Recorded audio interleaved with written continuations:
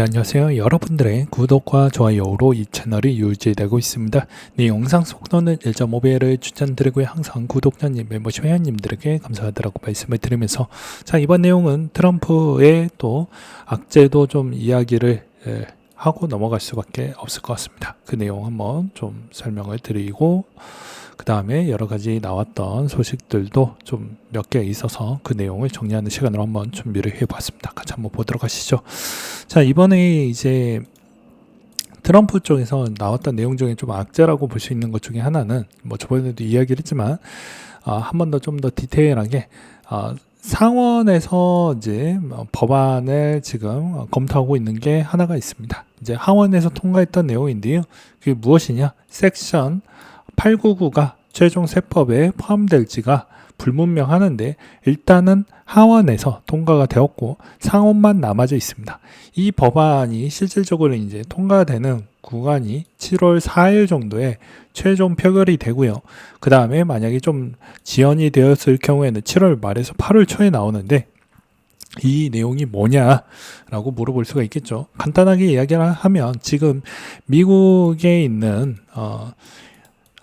배당세가 15%인데 이걸 이제 35% 정도로 상향 조정을 하겠다라는 내용에 따른 문구라고 보시면 될 것 같습니다.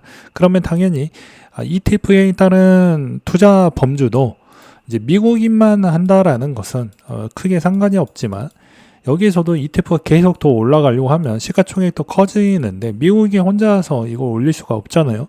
마찬가지로 이제 외국인이 여기에서 계속 가담을 해서 좀 더 올려줄 수 있을 만한 무언가의 요지가 나오든지, 아니면 다른 나라에서 ETF를 좀 더 활성화시켜가지고 그렇게 가는 방향 쪽으로 좀 먼저 보여주든지 해야 되는데, 금융에서 가장 개방적이면서 가장 오픈적이면서 가장 그나마 운영이 잘 되는 나라는 미국이라고 저는 생각을 하고 있습니다.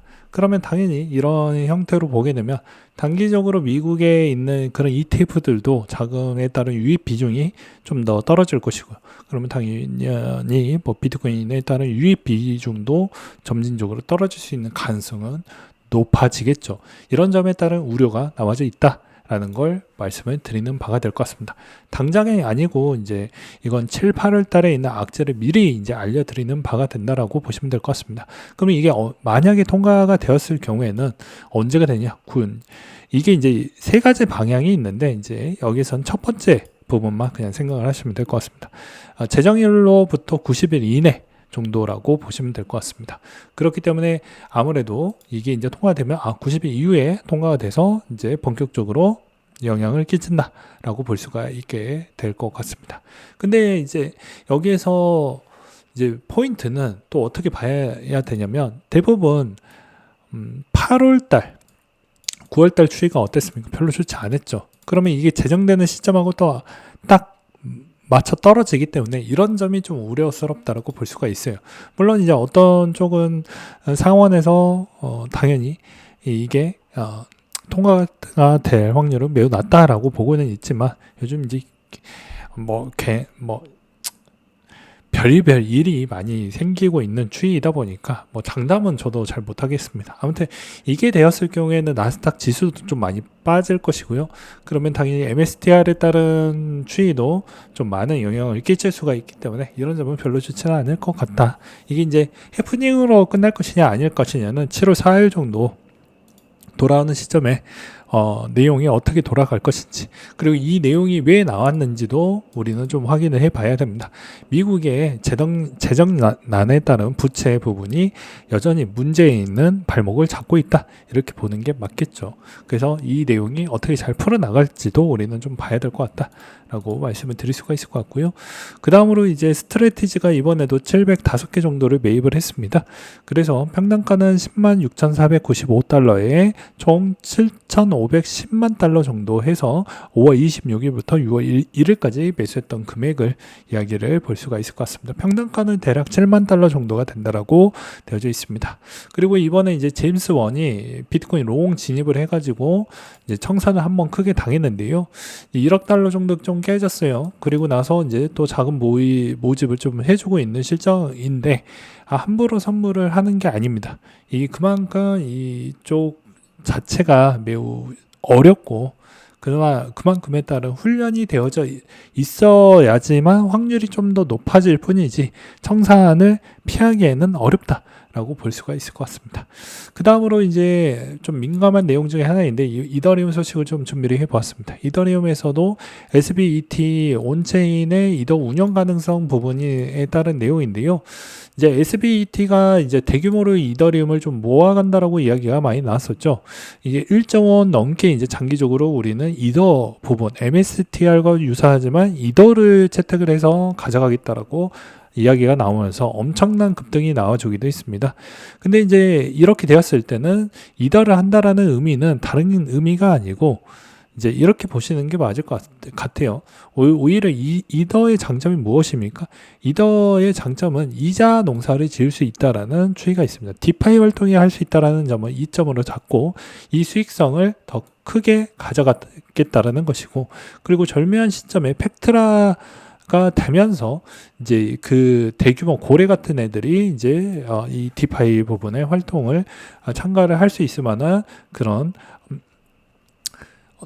자리가 만들어졌기 때문에 이번 형태에서도 이건 긍정적으로 볼 수 있고, 앞으로도 여기서 충분한 이제 성공 가도가 나오게 되면 이런 프로젝트들을 똑같이 카피라이트를 하는 그런 나스닥 상장 기업들이 꽤 많이 보일 확률은 너무 높다라고 저는 말씀을 드릴 수가 있을 것 같습니다.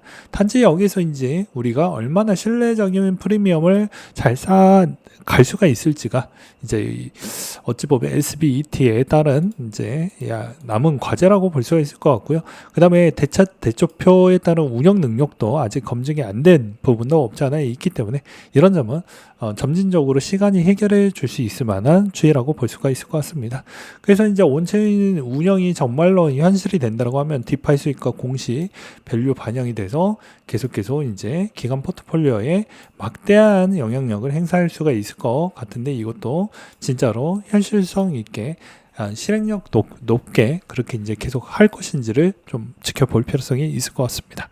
근데 이제 우려적인 추이도 이야기를 해야 될 것 같은데요. 이게 무슨 말이냐면, 윈터뮤트에서도 이더리움 팩트라 업그레이드의 보안 위험성을 경고를 했다고 합니다.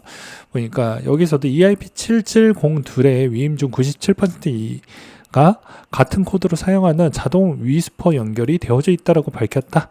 그래서 사전 유출된 프라이빗 키를 통해서 일반 계정으로부터 이더리움을 자동으로 탈취할 수 있는 가능성이 열려져 있기 때문에 이거 좀 문제가 될 수 있지 않겠냐라는 그런 지적이 나와주기도 했습니다.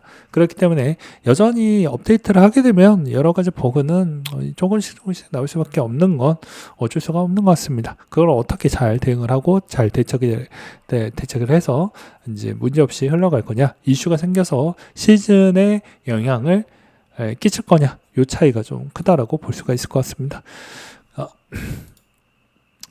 그리고 이제 보게 되면 이번에도 이제 20일 캐피탈이 이번에 비트코인 매입을 하겠다라고 나와져 있는데, 이게 이제 본격적으로 어느 시점에 이제 영향을 끼칠 것인지가 중요할 것 같습니다. 이게 무슨 말이냐면, 이번 움직임의 두 지갑에 7,000 비트코인 받은 지갑만 공식 성명에서 명확히 밝혀져 있는데, 여기서 이제 추가적으로 어떻게 움직임이 더 확인이 되어야지만 시장에서 여기서 한 번 더 빨리 움직일 거냐, 그렇지 않을 거냐가 확실히 포인트가 딱 정해질 것 같고요. 그리고 이제 여기서도 이제 저희 개인적인 맥디에 따른 분석을 좀 해본다고 하면, 아무래도 이제 이 주봉 차트 캔들 하나당 주가 끝나면 캔들이 하나가 완성이 되죠. 주봉 차트에서도 여전히 캔들적 추이 관점으로 보았을 때는 우상향은 많습니다. 우상향은 맞는데, 이 우상향 패턴 추이에서도 이 맥디적 관점으로 보았을 때는 어떻습니까? 맥디가 점점 올라가다가 지금 여기에서 좀 내려갔죠. 이 말의 의미는 향후 추세가, 저번에도 이야기를 했지만 여기가 계속 쉬지 않고 6월 달에 잠깐 눌렀다가 더 올라가지 않으면 어떤 형태가 나오게 되냐면, 상승력이 매우 둔화된다라고 볼 수 있습니다. 그러면 이 박스권을 단기간 빨리 뚫지 못했을 경우에는 어떤 결과가 나오냐면 여기서 횡보할 확률이 매우 높아지게 되고요. 거기에서 전환점 패턴이 겪었음에도 불구하고도 거기에서 유의미한 어떠한 호재나 유입 비중이 안 들어온다라고 하면 오히려 여기서 크게 내려갈 확률이 높고요. 그게 아마 7, 8, 9월 달 정도가 아마 그 시점 이전에 뛰어 올라온다라고 하면 아무래도 한 번 더 슈팅은 크게 나와줄 가능성은 높다라고 보고 있고, 그렇지 않는다라고 하면 7, 8, 9월 달 넘어가고 10월 달에서 12월 달에 어느 정도 가격에 있는 이탈 신고가가 나오지 않는다고 하면 이번 시즌은 그렇게 아마 마무리가 되지 않을까라고 보는 입장입니다. 그래서 제가 매번 이야기했지만 5월 달에 부분에 유의미한 반등 정도까지는 나왔어요. 여기서 6월 달에 한 번 더 슈팅이 나와야 그나마 맥디가 좀 더 정상화되는 포인트가 나와준다. 그렇지 않으면 맥디는 좀 무너지면서 갈 확률이 매우 높기 때문에 이런 점을 좀 보셔라. 왜냐? 월봉 차트에서도 맥디 부분이 계속 꺾선 포인트가 많아지면 많아질수록 부담 요소가 많아진다라는 것입니다.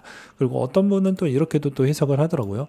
아무래도 21년도처럼 쌍봉이 두 번 겪었던 때처럼 비슷한 구도를 좀 보여주는 거 아니겠냐라는 의견도 있습니다. 보면 쌍봉을 찍고 맥디도 마찬가지로 쌍봉거래가 점점 낮아지고 있죠. 이렇게 낮아지고 있는 형태를 보여주고 있는 시장입니다.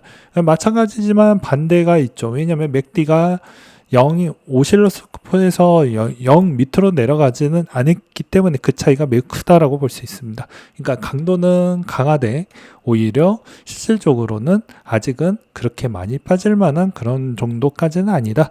단지 이제 이 맥대에 있는 산의 그래프가 좀 낮게 나올 확률이 매우 높으니 6월 달에 좀 유의미하게 나오게 되면 여기가 겹쳐지지 않으면서 좀 더 파급력 있게 갈 확률은 남아져 있다. 이렇게 말씀을 드릴 수가 있을 것 같습니다. 그리고 이제 대외 불확실성도 아직도 계속 남아져 있기 때문에 이걸 어떻게 잘 풀어 나가느냐도 중요할 것 같습니다.